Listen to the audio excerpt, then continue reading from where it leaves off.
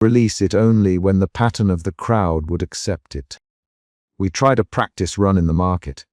Tyne had printed a small batch of counter lists naming a minor clerk likely to be called that week. Not for cruelty, no. For training. Lucy pressed the paper close to her chest, folded into the collar as she had been taught, and walked through the throng where the smell of frying oil and the shout of sellers formed a veil. For a few minutes I thought my heart would leap out, as if to make a home for itself in the cobbles. She slipped the name to a woman who had been an ally in the laundry, and the woman made an idle remark. We watched a rumor take its first breath like a gull testing wind. The clerk in question was summoned one day later to answer a complaint. He was questioned, moved, embarrassed, but not executed. It was a small success, enough to make us hungry. Hunger is itself a danger. With success comes appetite, and with appetite comes risk, the desire to do more, to prove a theory by demonstration.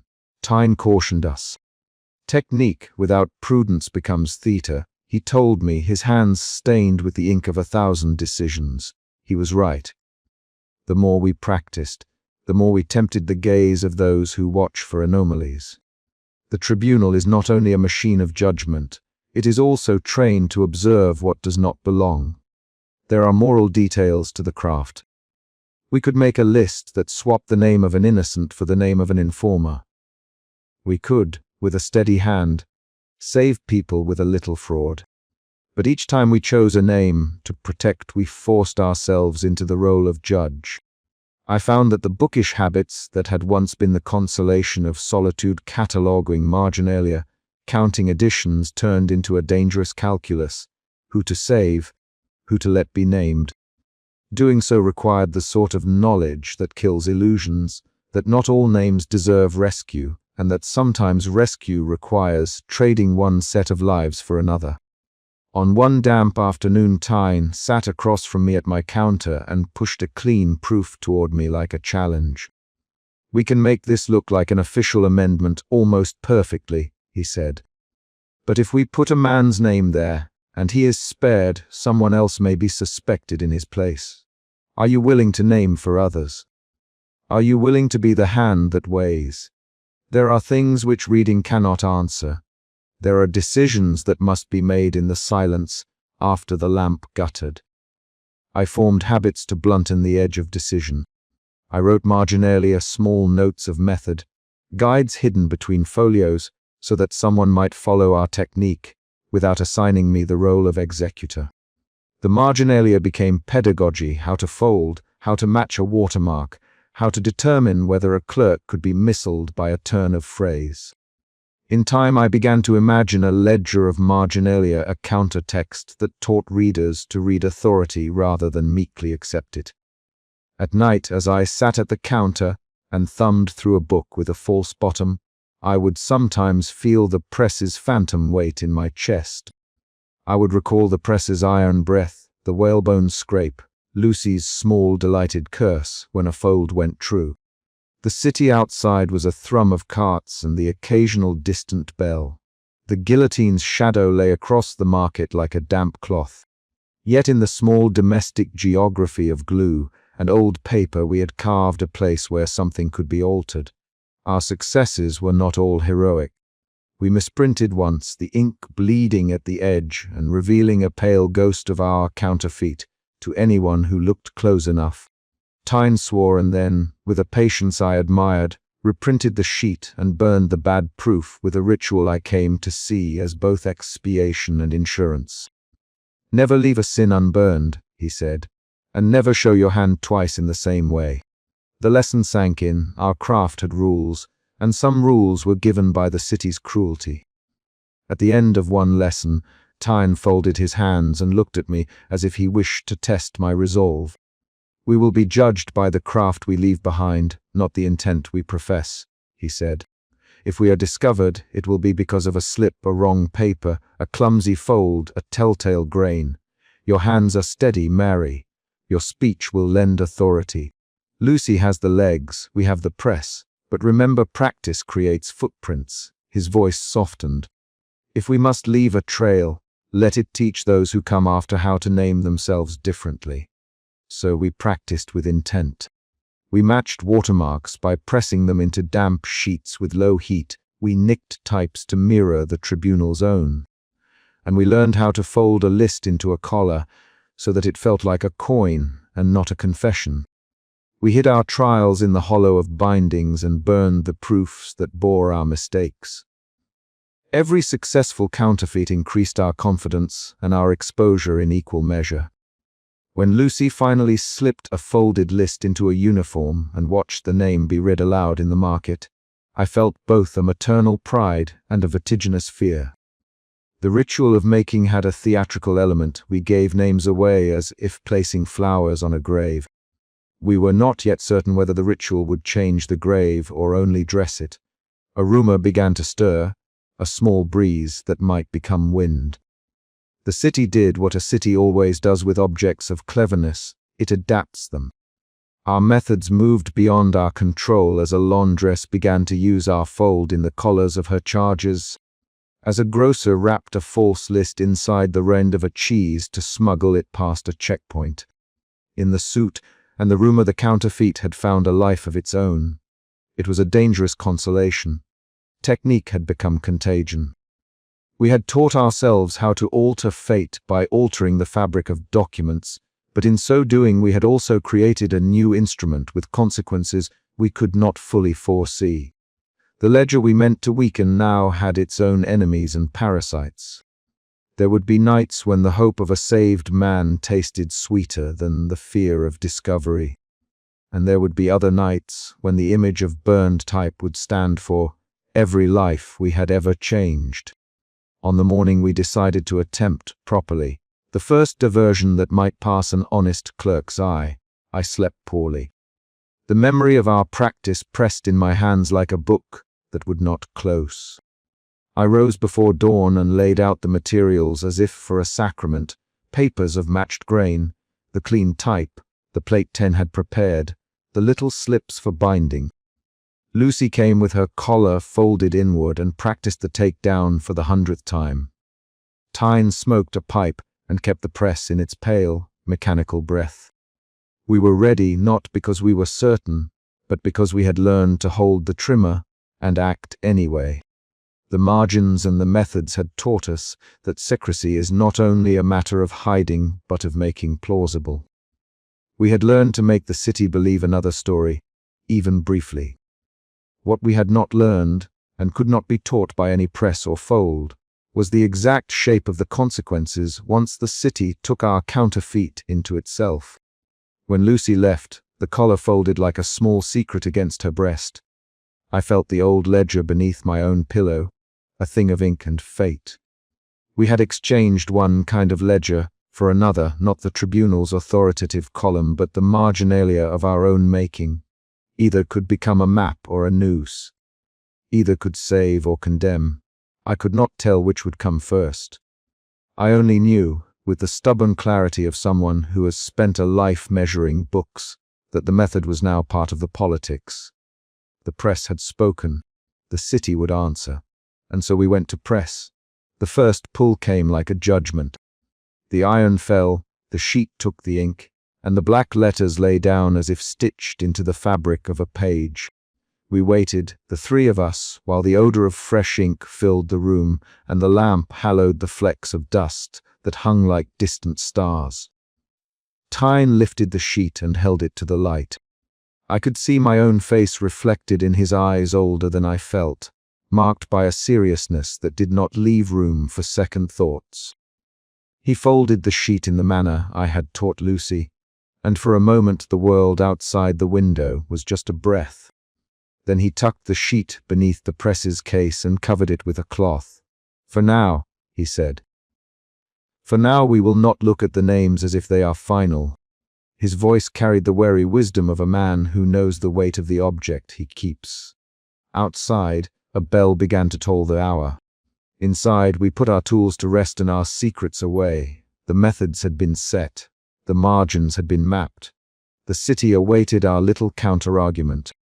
We had learned how to make a name portable and how to bury it in bindings so that a book might carry a death or a life in equal measure. A hook drew at the corner of my mind. If we could make a believable counterfeit, would the tribunal not have methods to catch a forger? If our craft taught us how to misname, it also taught what traces to look for. I could already imagine the commissaire's ledgered mind, how he would look, not just for the paper and the type, but for a grammar of error. We had not yet, in the contained pride of our new methods, accounted fully for his gaze. There was a final hush before Lucy left to run the practice in the market. Tyne clasped my hand, rough and warm, and spoke as if to a friend and a conspirator. "If you are to teach others," he said, "teach them when to be silent. Technique without that is only noise." The door closed on Lucy's light step. The lamp guttered low, and the press's iron settled into a quiet that felt like sleep. I sat among my shelves and wrote a small note, not a marginal instruction, but a meditation, how small arts become public politics. I pressed the paper into the binding of a journal destined to be sold to a man who loved dictionaries. The secret tucked beneath the leather felt like a pulse. The shop breathed. The city beyond the eaves prepared its own judgments. We had learned margins and methods. The consequences of their use would be the subject of the next lesson. When the bell called the hour again and the market took its breath, I thought of the linen collar at Lucy's throat and of Tian's clean proofs. We had moved from the shelter of knowledge into the more dangerous weather of action. The press had taught us how to counterfeit certainty.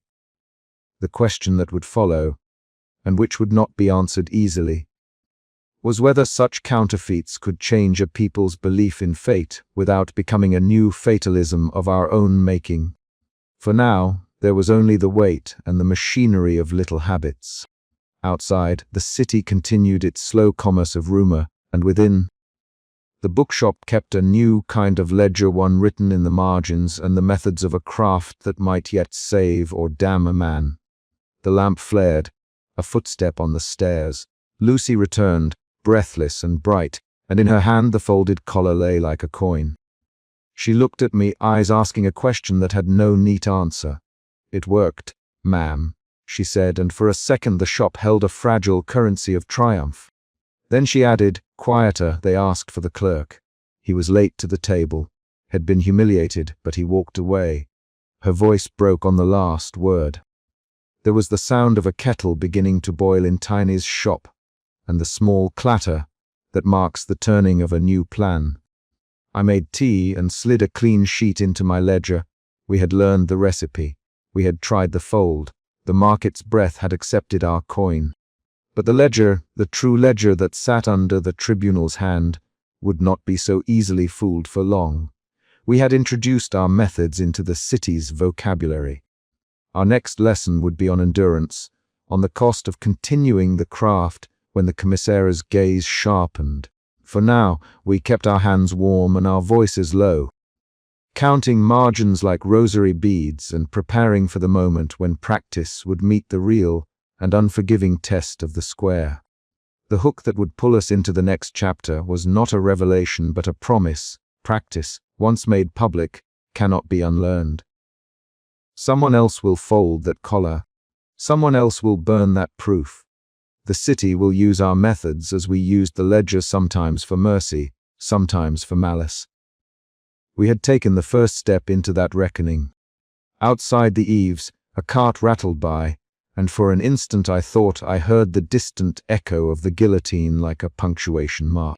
Inside, Tyne set the press to rest. Lucy smoothed the collar in her hands, and I wrote a single marginal note that I meant for no one and yet hoped someone would read. To change a name is to change a world.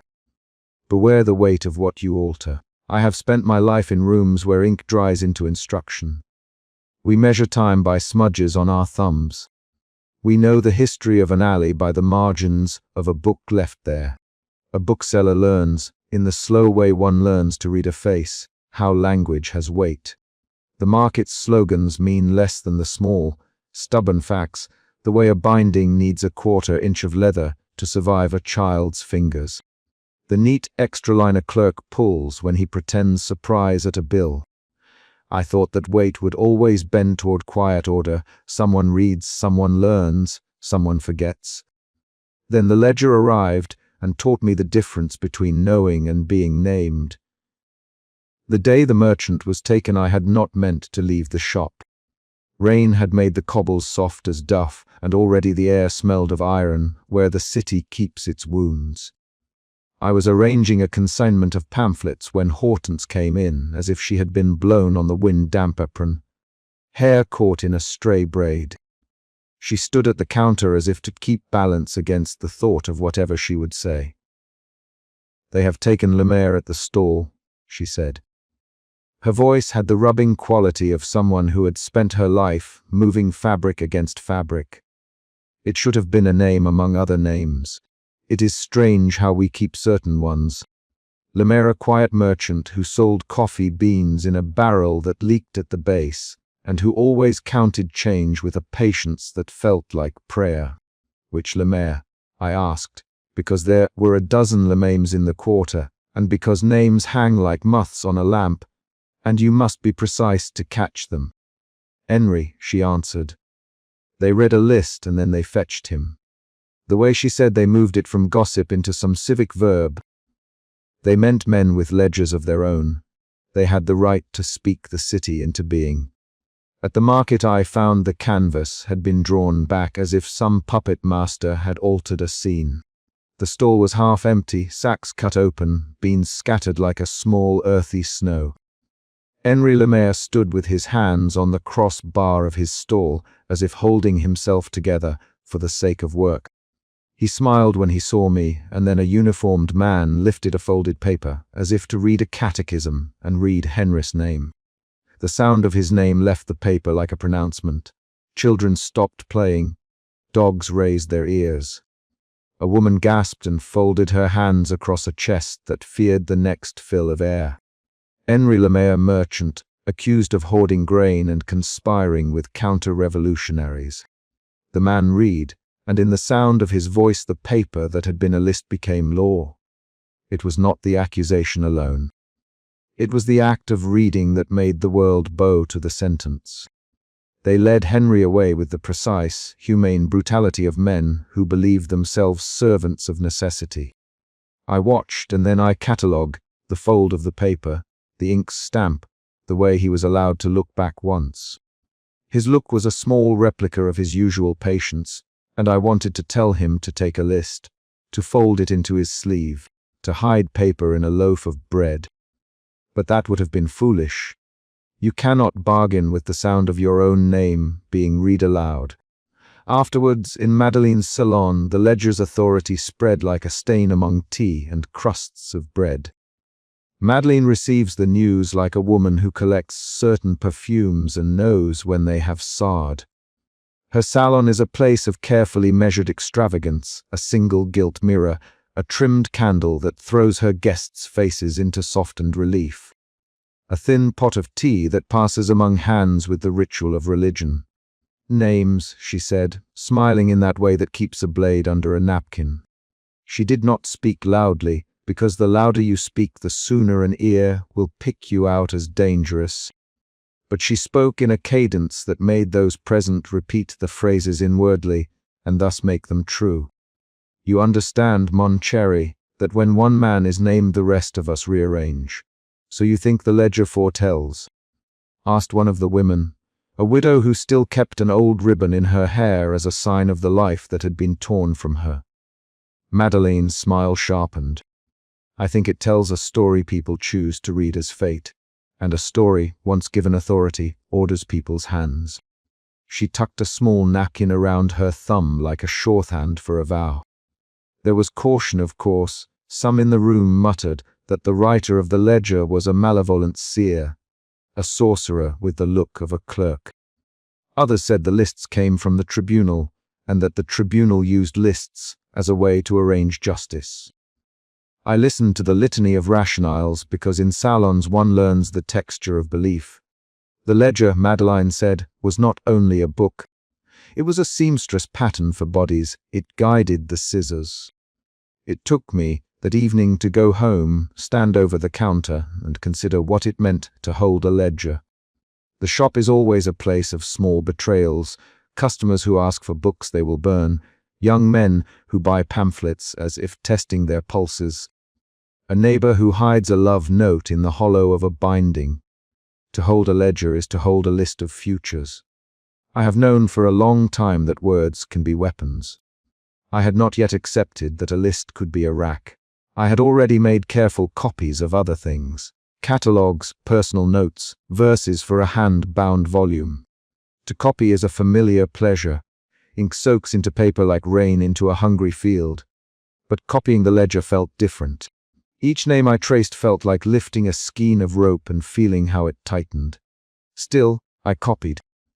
Not because I wanted to be complicit, but because I thought, if I could see names before they were read aloud, then perhaps we could answer them with other names, other stories. I began with a test. It seemed the modest thing to do. There is a kind of arithmetic that governs dissent.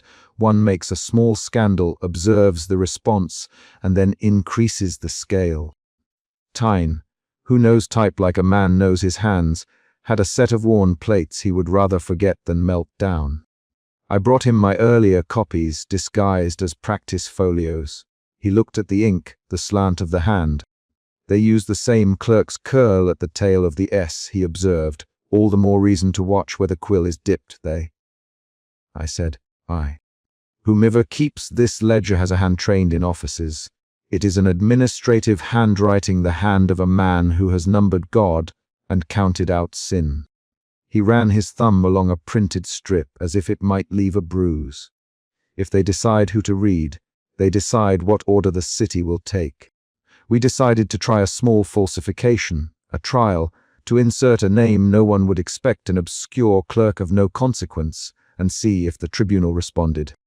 If nothing happened, then perhaps the ledger's power was less absolute than fear made it seem. If something did happen, then we would know how quick the machinery was to tighten its screws. I made the copy with a slow, precise hand. My quill scratched like a small, frightened bird across the paper. I added marginalia as a practice, a smudge of ink, a cross where a clerk might mark confirmation, a notation that suggested a parish register. The art of forgery, I have learned, is not in the ink but in the social imagination you provide it.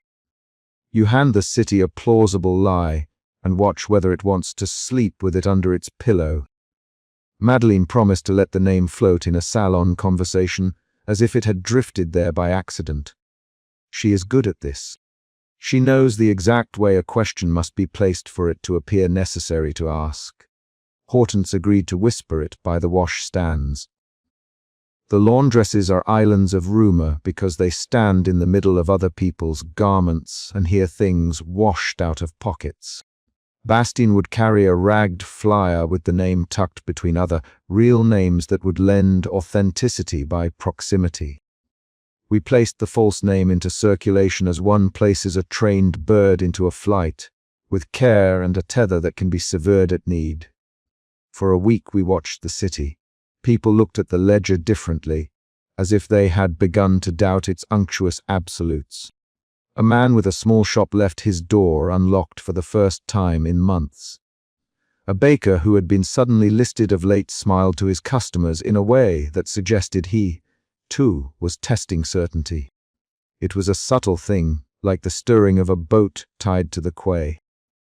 Then something odd occurred. A minor official, whom I had never before noticed, slipped a paper into my neighbor's hand and said, "Cross-check this tomorrow." The name we had invented appeared on a docket of scheduling. That morning a group of municipal scribes gathered and argued in a language of registers, an authority that I listened to from my doorway. The name, our invented name, carried with it an implied order. People began to act as if the ledger had the final say because some clerk somewhere had chosen to accept the paper's authority. We had not expected the machinery to be so hungry. It accepted the bait with an appetite. The thought sat like a stone in my stomach. If belief made the ledger effective, then belief could be manufactured. And manufactured belief would be indistinguishable from divine certainty for as long as the state needed it. Madeleine rang her teacup against the saucer that evening when she came by the shop to see if the trial had held. "You see," she said, not triumphantly but with the wary pleasure of someone who had seen a seam in the city's dress, "they do not need the truth to run. They need agreement." "A dangerous hunger," Ten muttered. He had come by after closing, apron hanging like a pendulum of industry from his shoulders. The lamplight caught the ink on his fingers. "If anyone else learns how to feed it, we will all be in trouble." "You may have given them a map to their own appetite." We argued. I am a woman of books and therefore of argument. I count clauses the way a gardener counts seedlings. Tyne thought we must stop. He said we had performed a trick that would teach the state to be wary of tricks, and that the next lesson would be harsher. Madeleine, whose life depends on translating rumor into survival, said we had merely shown that names were not impossible to move. Hortense, who came in with her dampness and her quiet, said she was relieved a little. If the ledger could be shown to be mutable, perhaps some friends might be spared. The argument was not between good and evil so much as between different definitions of prudence.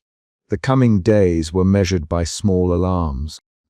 A scholar I had known by sight, an old man who read by the hour and who kept a stack of dissertations tucked like kindling, was taken from his study. He had been named for sedition. The taking was done with that awful efficiency I have come to associate with ritual: a summons, a reading, a rope of paper that binds a life. The scholar looked at me as they dragged him away, his eyes the dull blue of paper left in sun. He mouthed that his last work had been a treatise on civic virtue. I wanted to believe him. When he was gone, his library smelled of turned pages and dust like a room that had been violated. Someone muttered, he must have been counter-revolutionary, his footnote running against the grain of the Republic. But others, who had seen him lean closer to the young students and correct their Latin, said quietly, he read the law as if it were a book and not a blade. When names begin to collect in the public imagination, they create their own weather. Mothers keep children inside. Men cross streets rather than return through marketplaces. A woman I had never liked, Madame Rousseau, who keeps watch over our street as if it were a stage on which she performs vigilance, began to spend more time peering at my window. Her attentiveness is the kind that drives suspicion and occasionally saves a life. She kept a ledger of faces in her head the way the tribunal kept one on paper. At night I copied more. A part of me, the part that has always loved the patience of letters, wanted to transcribe every line and place a cross where necessary. The other part, the practical, soon in me measured the costs. If the ledger is an instrument, where are its levers? Who tilts the page? Father Binot had suggested that the ledger is made by a collaboration: clerks who collate complaints, informers who whisper names in exchange for bread, officials who need a steady rhythm of names to justify their own vocation. The ledger, he said, is assembly. You cannot blame fate for what is, in truth, committee work. Then we can undo committee work, I said once to him, my hands stained with ink and the lamp's smoke. He looked at me as if I had suggested we unbind the sky. Undoing is not the same as preventing, he answered. You can loosen a stitch and yet the garment will not fall apart. You risk the cold. I do not pretend a purity of motive. I am for the most part stubborn and sometimes petty. I want my neighbors to be safe and my books to be books again instead of lists of doom. But there is a darker satisfaction in seeing the ledger's seams. Knowing how the machine works gives a kind of power. It is this power that both emboldens and terrifies me. When Madeleine told me that people in her salon began to doubt, I felt a queer, shy exultation that was immediately accompanied by the knowledge that doubt could be killed. Doubt is a fragile thing, a gossamer thread that, if pulled too hard, breaks and leaves the mind exposed and raw. The ledger's designers understand this. They prime public fear with names like a bell ringer primes a bell. Then they ring, and people come. Yet the week ended with a small, odd victory. a small tradesman who had been named not the kind of man who would learn a new trade of revolution, but the kind who knows his counters and keeps his books was permitted,